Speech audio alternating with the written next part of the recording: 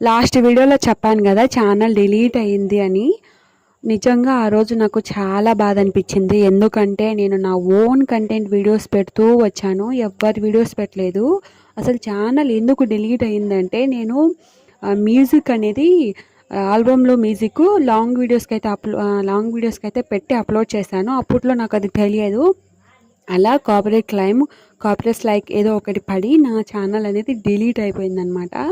నేను అప్పటికి కొన్ని టెక్ ఛానల్స్ చూశాను, ఎలా మళ్ళీ ఛానల్ తెచ్చుకోవచ్చు అదంతా కూడా ట్రై చేశాను. లాస్ట్కి నేను తలపోరి ఇంకా వదిలేసాను అనమాట. వదిలేసేసి నాకు చాలా బాధ వేసేసి నేను ఇంకా ఛానల్ అనేది చేయకూడదు అని ఆ రోజు నిర్ణయించేసుకున్నాను అనమాట.